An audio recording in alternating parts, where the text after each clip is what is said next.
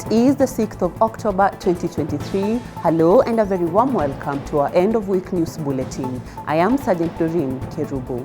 The KDF Weekly Bulletin is a show to keep you updated on events undertaken by the Ministry of Defence over the week.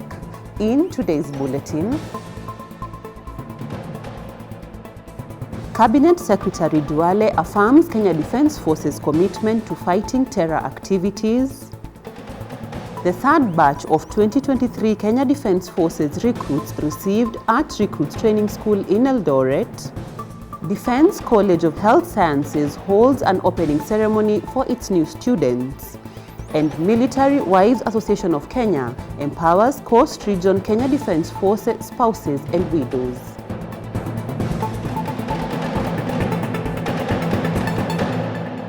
Honorable Aden Duale, the Cabinet Secretary for Defence, has underscored the significant gains made by the Kenya Defence Forces in restoring peace, security and stability not only in Kenya but also across the Horn of Africa and in suppressing terror activities in the country.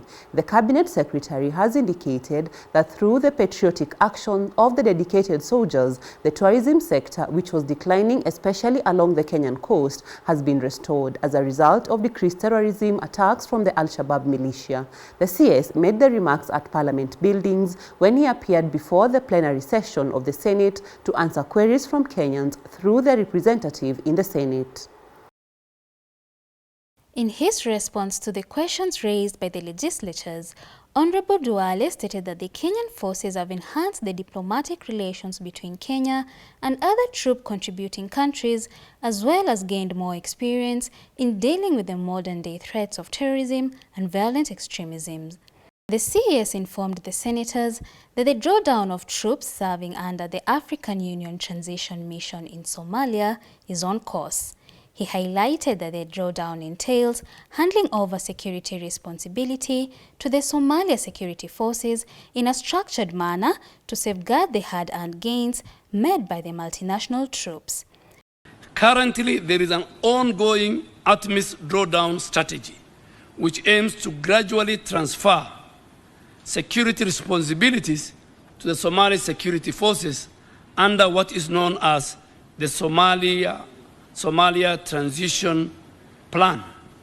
Additionally, the CES stated that the drawdown, which was extended at the request of the federal government of Somalia, is ongoing, with the final batch of troops set to exit in December 2024.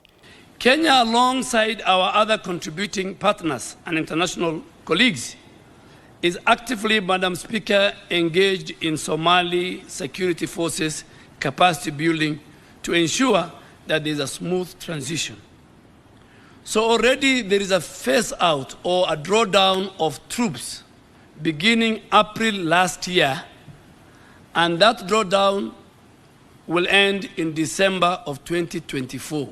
In the meantime, as stated by the Defense Cabinet Secretary, the KDF and other troops continue to enhance the capacity of Somalia security forces for a smooth transition. In a different parliamentary session, while appearing before the Departmental Committee on Defense, Intelligence and Foreign Relations, Honorable Duale stated that the ongoing expansion and modernization of the Kenya Defence Forces systems and posture shall be critical in detecting and countering the improvised explosive devices. He noted that the Al-Shabaab militia has been degraded and their only option currently is erecting IEDs along the roads. However, he revealed that there is a comprehensive plan to construct and upgrade critical security roads in the region.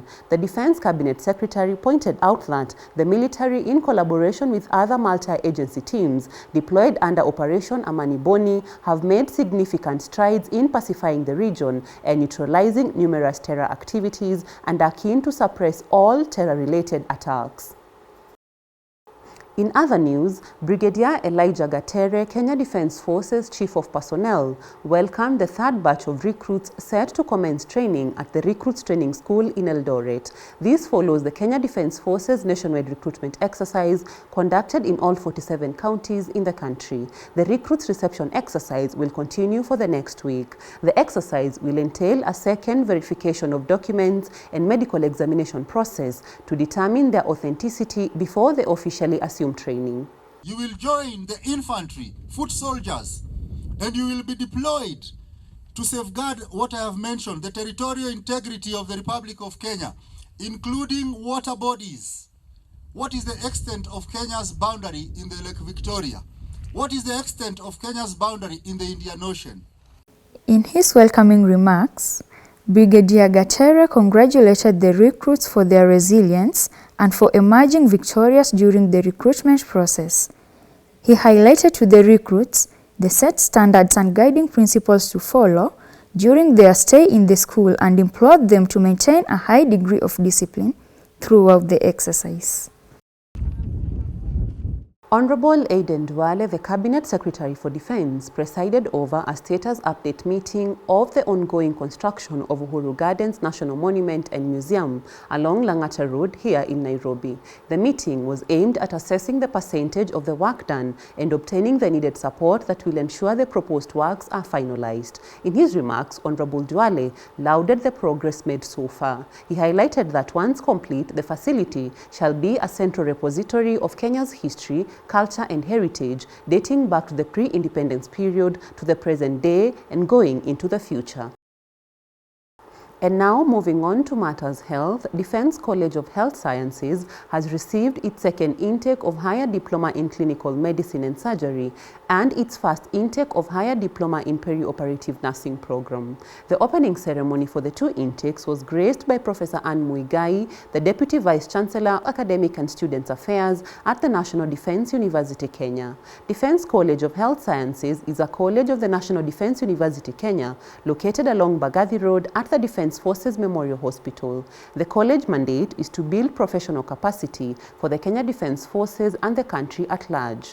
The college plays a leading role in the training of professionals who are well equipped with solid scientific knowledge, diverse skills, and the appropriate attitude to enable them to function in a challenging healthcare and security environment. Speaking at this ceremony, Professor Muigai urged the students to offer service to all and be sensitive to the needs of their patients. She encouraged the students to embrace the core courses, read widely, and keep on improving their skills, noting that the field of medicine is dynamic and prone to changes. I always used to remind my students that you have to prepare your patients not only physically but also mentally, and this is something that I would like to emphasize to you, because the mental health of your patient, fear, as we heard from our chaplain, it could be one of the causes that slow down the healing of your patient. And also remember that although you're working in the area of perioperative nursing or anesthesia, you have to remember that the healing path that your patients will take is very, very dependent on the pre-care that you take on your patient. She challenged them to focus on attaining the required set goals and excel to become brand ambassadors for the college. Colonel Helen Kamodho, the college principal, urged the students to cultivate patient-centered values and focus on their studies. She noted that medical profession requires zero errors, as one simple mistake could lead to the loss of lives. Let's work together, give your cooperation to our lecturers and your lecturers, and give the best, and we shall give the best back to you. It is a walk, it is a journey, it is very interesting, it requires a lot of your concentration and a lot of your commitment. Military Wives Association of Kenya, also known as MWAC, conducted a mentorship and financial empowerment program for spouses of serving, retired and deceased Kenya Defense Forces families at Kenya Navy Base Mtongwe and Mariakani Garrison. The Empowerment Forum provided a platform for the Kenya Defense Forces spouses and widows to exchange ideas and provide a support system to families of the deceased, able differently persons, retired and serving Kenya Defense Forces personnel. The participants were sensitized on issues relating to financial management and opportunities for women's economic empowerment and welfare. Representing MWAC chairperson, Ms. Rina Mutai applauded the participants for their immense support. She reminded them of the importance of MWAC in enhancing the well-being of KDF families, of both serving and retired. Ms. Mutai noted that the welfare of KDF troops is of utmost importance, and that a soldier performs best in the line of duty when the family back at home is well taken care of. In his welcoming remarks, Brigadier Douglas Mokwena, Commander Mariakani Garrison, congratulated MWAC members, noting their role in promoting the welfare of KDF families. He urged the participants to possibly embrace the program in order to improve their livelihood. Kenya Defence Forces troops, in partnership with the United States Forces from the Kenya Navy base Manda, donated desks, sports gear and clothes to Rokapoa Primary School in Lamu County. This follows the fostering of good working relations between security agencies and the locals, which is a critical security component. The troops are part of the soldiers deployed under Operation Amani Boni with the aim of restoring peace and stability in Lamu, Garissa and Tana River counties. During the event, Major Joseph Motua, the officer commanding 1 Kenyan Rifle, urged the pupils to focus on their studies, emphasizing that education is a key to a bright future.